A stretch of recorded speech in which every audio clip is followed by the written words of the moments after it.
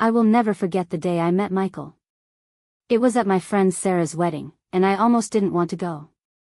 Work, household chores, and the usual fatigue seemed to leave no energy for celebrations. But Sarah insisted, "You have to come. This will be an evening you won't forget." I wore a simple yet elegant champagne-colored dress, left the children with my mom, and headed to the event. By the time I arrived, the music was already playing, the guests were having fun, and the bride was glowing in her white dress. As usual, I looked for a quiet corner to avoid unnecessary conversations. And then I saw him. Tall, with a charming smile and an indescribable charisma, Michael stood by the bar, holding a glass of wine. His eyes met mine, and I felt my heart begin to beat faster. Soon, he approached me, and his first words still remain vivid in my memory. "Hi. You look like you'd rather escape from this celebration." I laughed. "And you seem to know how to read minds." That was the beginning of our conversation, which lasted almost the entire evening. We talked about everything: books, movies, travel, dreams. I learned that he worked in an architecture firm and always dreamed of building something that would stand the test of time. He impressed me with his sincerity and humor. His voice, calm and warm, had a magnetic effect. Our relationship developed quickly yet naturally. A week after the wedding, Michael invited me to dinner. It was a small restaurant in the city center, with candlelit tables and jazz music playing in the background. He ordered wine and suggested we share dishes to try a variety of flavors. I couldn't believe how effortlessly and comfortably we communicated. "You know, Julia," he said, looking into my eyes, "I feel like I've been searching for you my whole life." Those words touched my soul. With each meeting, I felt something genuine and profound growing between us. We took walks in the park, discussed plans for the future, and even cooked dinner together in my small kitchen. Michael constantly surprised me, bringing my favorite dessert or organizing a spontaneous trip out of town. A year passed, and I was certain that he was the man I wanted to spend my life with. Michael didn't wait long either. One summer evening during our picnic by the lake, he took out a small box and, kneeling down, said, "Julia, you have changed my life. You've made me happier than I ever imagined possible. Will you marry me?" I couldn't hold back my tears. It was so unexpected yet perfect at the same time. I said yes, and we spent the evening dreaming about our future. Our wedding was like a fairy tale. We decided to have it outdoors, amidst green hills and blooming trees. Everything was perfect, from the lace dress I chose to the vows we wrote ourselves. Michael looked at me as if I was the only person in the world, and I felt like the happiest woman alive. "I promise to be with you in joy and sorrow, to support you, and to love you unconditionally," he said during the exchange of vows. Those words still echo in my heart. Our wedding marked the beginning of a new life filled with love, dreams, and plans. We settled into a small yet cozy house that we chose together. Every room was filled with laughter, music, and warmth. Michael always found a way to make each day special, whether by making pancakes for breakfast or organizing a movie night with our favorite films. A year after the wedding, our first child was born, a daughter we named Sophie. She became our ray of light and brought us even closer together. Michael was thrilled to be a father. He bought toys, read her stories, and spent as much time with her as possible. When Sophie turned 3, our family welcomed Adam, our son. Michael was there during the delivery, holding my hand as I saw our baby boy for the first time. We were happier than ever before. The children gave our lives meaning and joy, and I was sure our family was the best thing that had ever happened to me. Our love was passionate and intense. Each day with him felt like a gift. We often reminisced about our first meeting and laughed at how strange and unexpected the start of our story had been. Back then, I couldn't have imagined that it would form the foundation for such a profound and strong bond. But life, as it often does, brings its challenges, and I could never have imagined that one day, our love story would face a threat. As time went on, something in Michael's behavior began to change. He became less attentive to me and the children. His gaze, which once radiated warmth, now seemed distant.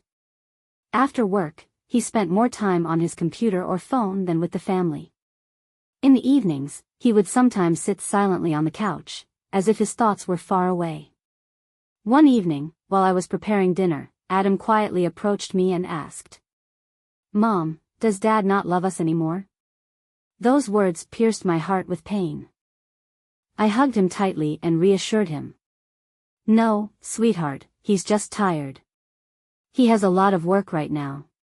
But even I began to doubt my own words. Michael was staying late at work more often. When I asked why, he responded curtly and sharply. "Projects, deadlines. You know how it is." Dinners, which used to be a time for bonding, had turned into silent meals. Sophie tried to capture his attention by showing him her drawings, but he would only glance briefly and mutter, "Nice, good job."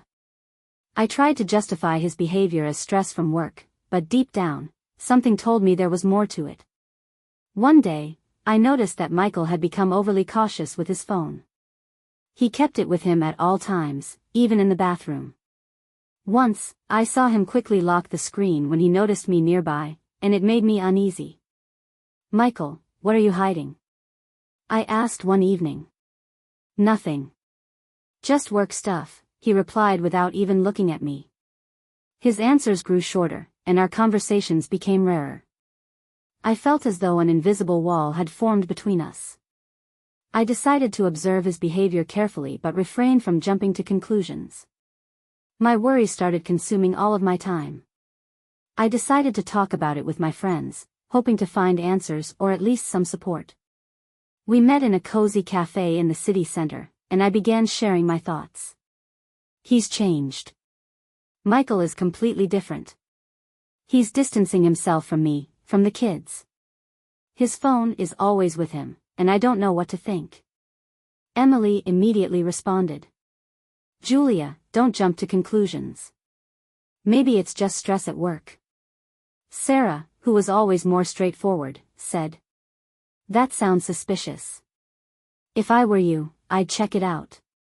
Maybe he's hiding something." "But I don't want to seem paranoid," I replied. "What if it's all in my head?" Emily tried to calm me down. "Julia, you're a wonderful wife and mother. If something is wrong, you need to understand it. But it's important to stay calm." One evening, after the children were already asleep, I decided to talk to Michael. He was sitting in the living room scrolling through his phone. I sat down next to him and took his hand. "Michael, I want to talk," I said softly. He looked at me in surprise, as if he didn't understand why I was bothering him.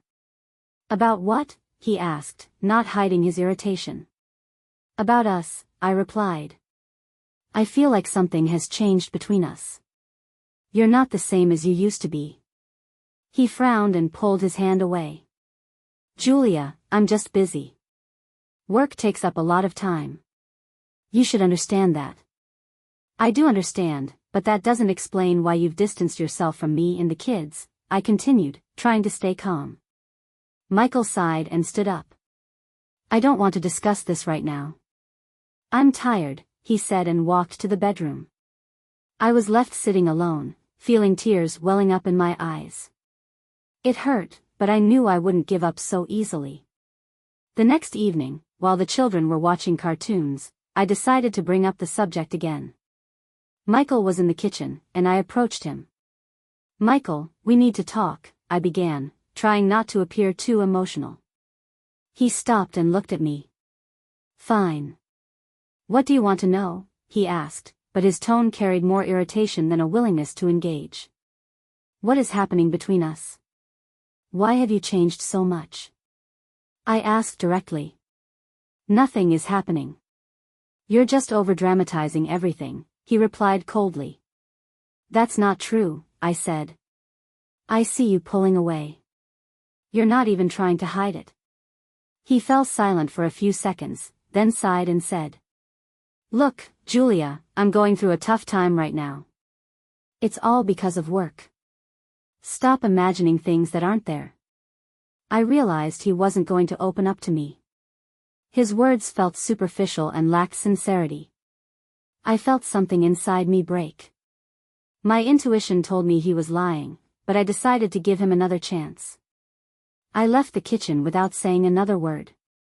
Tears streamed down my cheeks, and I knew that the fight for our marriage was only beginning. Each day, Michael came home later and later. If he used to stay late for an hour or two, now he wouldn't be home until well past midnight. He explained it as being overwhelmed with work, important client meetings, or urgent projects. But each new excuse sounded less convincing. One night, when he returned after midnight, I noticed a faint lipstick stain on his shirt. My heart froze. "What's this?" I asked, trying to keep calm, though my voice trembled. Michael glanced at me irritably. "This? Oh, come on. Probably a waitress brushed against me while serving drinks.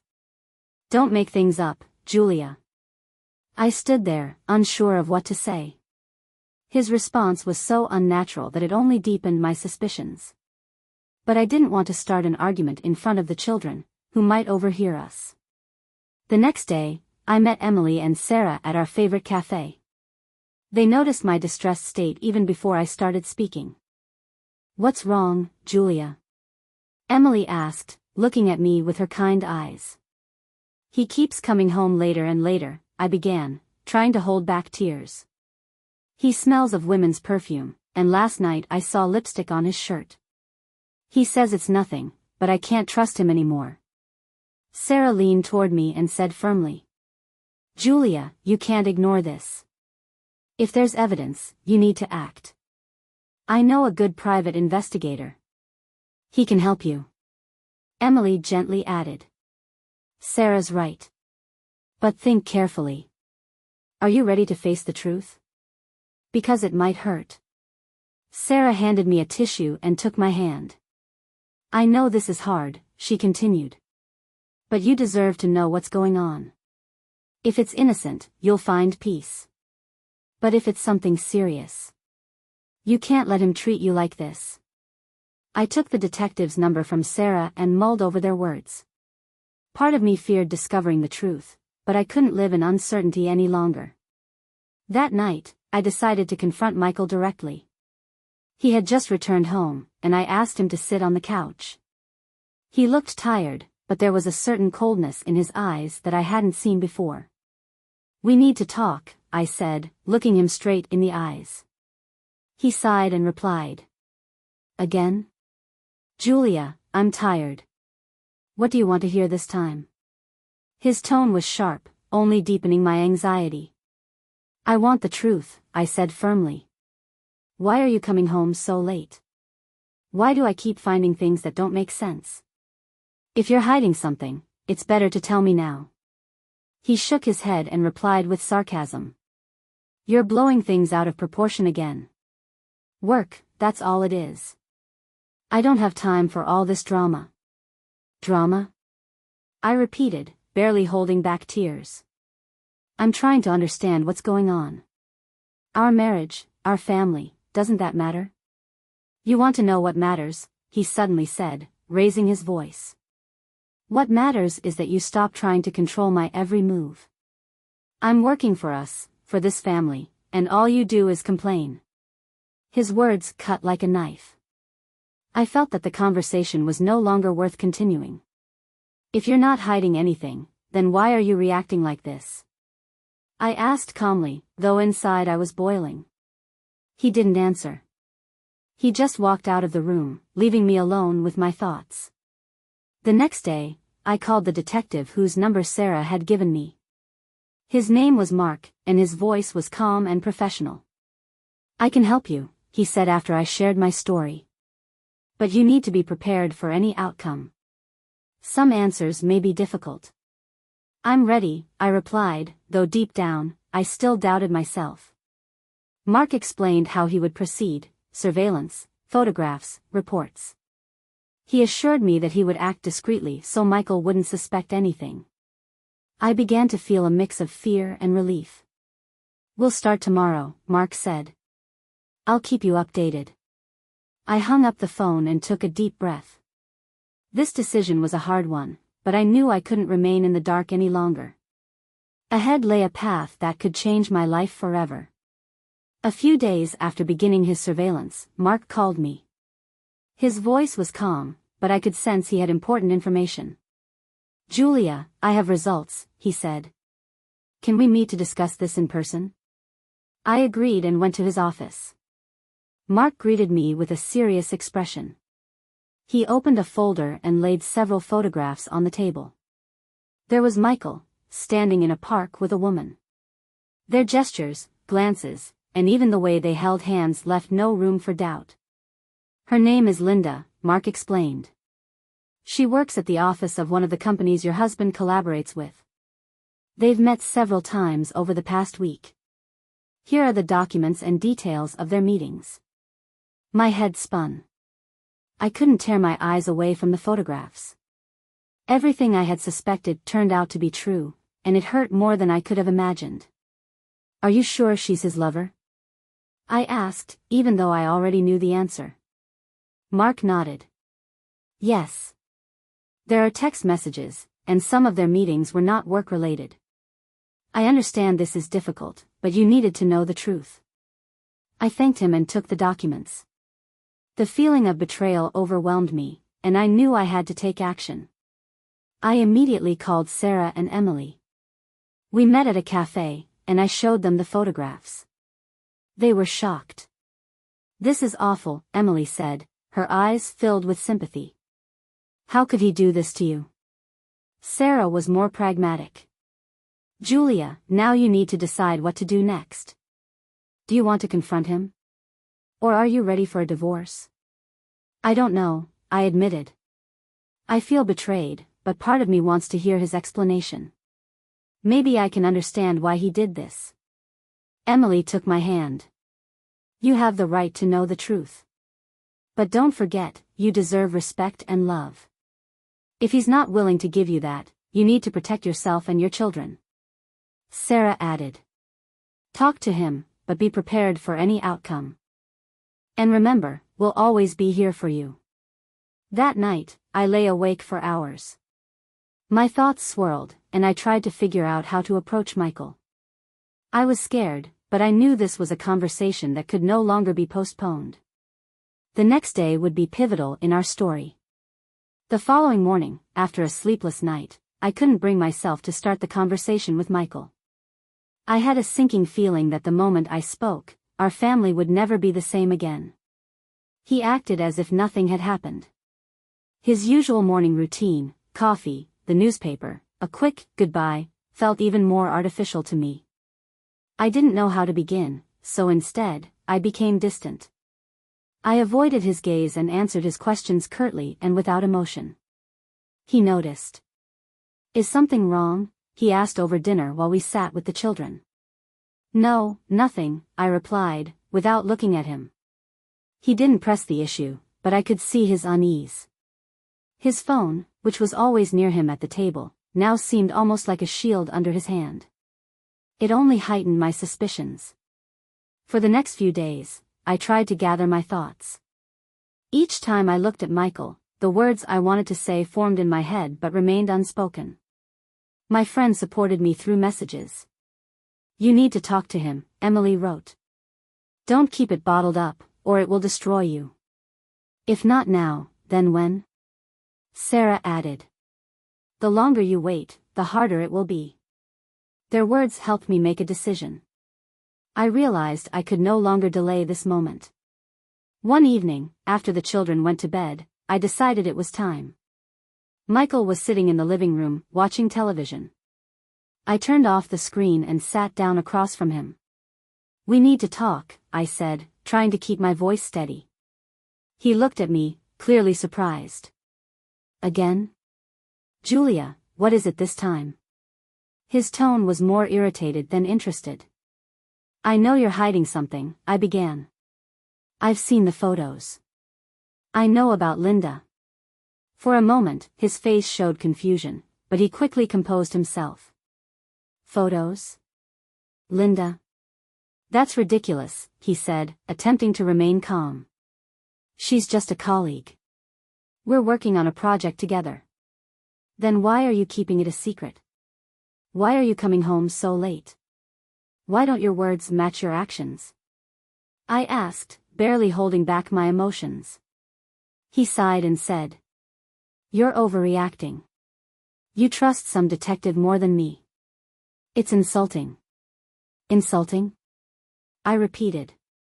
What's insulting is that I can't trust you anymore. You've kept me in the dark and made me doubt myself. But he didn't admit anything. His responses were shallow, and his tone defensive. The conversation ended with him leaving the room, leaving me feeling empty. After that conversation, I called Sarah and Emily. Their support was exactly what I needed most at that moment. He didn't admit anything, I said. But I know it's true. His reaction says it all. Sarah was blunt. "Julia, you've done everything you can. Now it's up to him. If he's not ready to be honest, maybe it's time for you to think about yourself and the kids." Emily added gently. "You're strong, and we'll always be here for you. But don't let him make a fool out of you. You deserve better." Their words gave me strength. I knew this wasn't the end, but I had taken the first step toward discovering the truth and beginning to change my life. Learning more about Linda, I realized I needed to act differently if I wanted answers. After much thought, I decided to approach her directly, posing as a journalist. It was a risky plan, but I felt it was the only way to get the truth. I called her, using a fake name, and proposed a meeting for a small interview about her career. Linda agreed, and we arranged to meet at a cafe that both Michael and I knew well. At the same time, I decided Michael needed to witness this meeting. A few hours before the agreed time, I informed him. "I want to have dinner together at a cafe tonight. We need to spend time together." He looked surprised but agreed, probably thinking I was trying to smooth over our recent disagreements. I arrived a little earlier to ensure everything went as planned. Linda was already there, sitting at a table by the window. I greeted her, trying to hide my nervousness. "Thank you for making time for this," I said, sitting across from her. "I'm working on an article about successful women in business." Linda smiled. She suspected nothing. 10 minutes later, Michael walked into the cafe. His gaze immediately fell on us, and I saw his face go pale. He approached our table. "Julia? What are you doing here?" he asked, trying to mask the panic in his voice. Linda looked at him in surprise and then at me. "You know each other?" she asked. I smiled, though my heart was pounding. "Yes, he's my husband." "It's nice to meet you, Linda." Linda frowned, realizing what was happening. Michael stood there, at a loss for words. "Julia, this isn't what you think," he finally said. "Really?" I replied coldly. "Then explain what this is." People in the cafe began to notice us. Linda looked uncomfortable. "I think I should go," she said, starting to get up.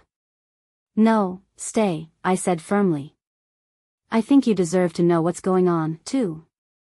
Michael took a step closer to me, trying to de-escalate the situation. "We can talk about this at home," he said. "No, Michael, we're going to talk about it now. All these weeks you've been lying to me. Now I want to hear the truth." His face flushed with anger and embarrassment.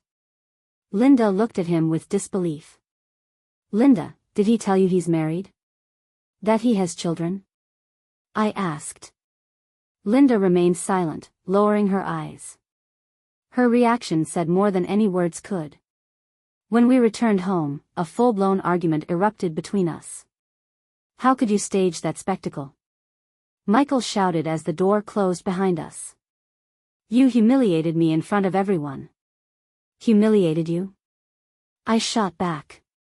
"What about what you've done to me? You lied to me, you betrayed our family." He denied it, desperately trying to justify his actions. "It wasn't serious," he said. "It was just a mistake." "A mistake?" I repeated, unable to believe my ears. "You're calling betrayal a mistake? You don't even regret it, do you? Michael fell silent, realizing that none of his excuses held weight anymore. His silence was the final straw for me. I can't do this anymore, Michael, I said, tears streaming down my face. I deserve more than this. Our children deserve more than this. He tried to approach me, but I stepped back. Not now. Just leave me alone. That night was a turning point for me. I realized our life would never be the same, and that everything now depended on me. After that night, I couldn't sleep for hours. My heart was torn between my love for Michael, memories of our shared life, and the harsh reality that had shattered my trust in him. I knew I couldn't live in this deception any longer, but making the final decision was incredibly difficult. The next morning, I called Emily. I can't take this anymore, I said, barely holding back tears. I want a divorce. Julia, it's your decision, she replied calmly. And if that's what you've decided, Sarah and I will support you. You're not alone. Her words gave me the strength I needed. I realized it was time to focus on myself and my children. When I told Michael about my decision, his reaction was a mix of anger, denial, and even pleading. You can't do this, Julia, he said when I handed him the divorce papers. It was just one time. We can fix this. You already had your chance, Michael, I replied. And you destroyed it yourself. I can't live in lies anymore.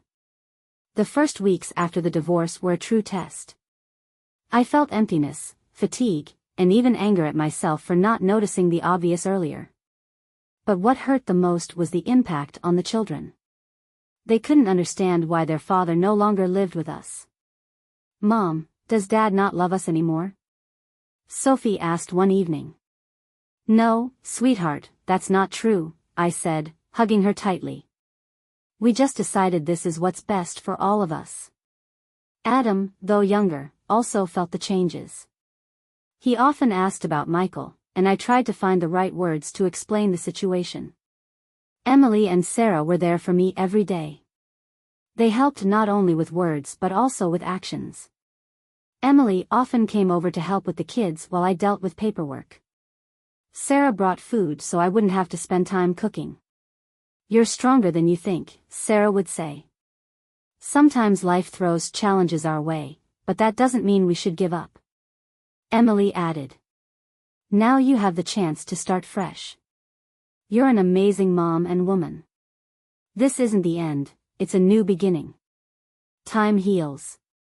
With each passing day, I began to feel stronger.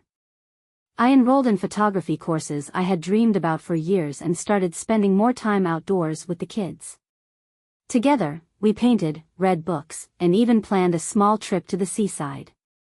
Michael tried to rebuild our relationship, but I couldn't go back to what we once had. I realized that true life begins when you embrace yourself and your needs.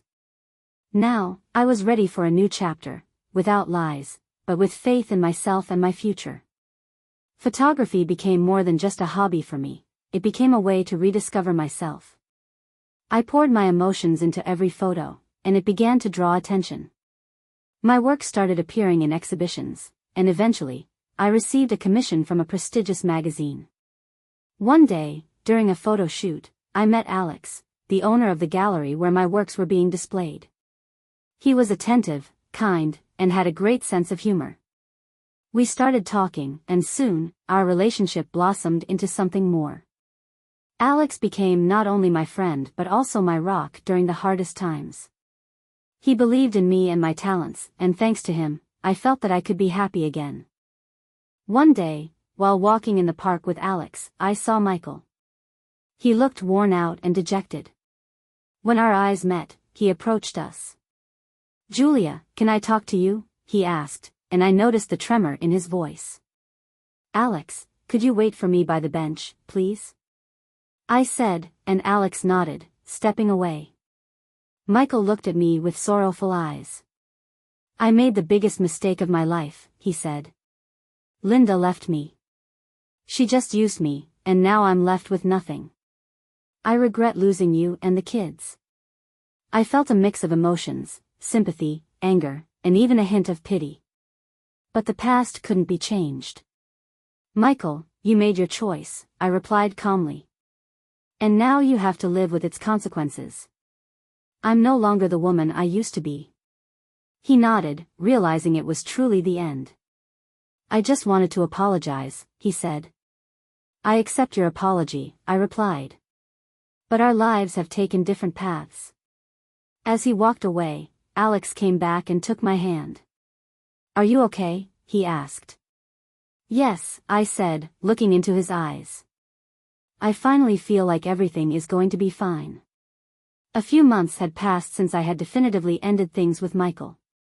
However, his behavior began to change, and it started to worry me. At first, he simply sent messages insisting that he wanted to talk.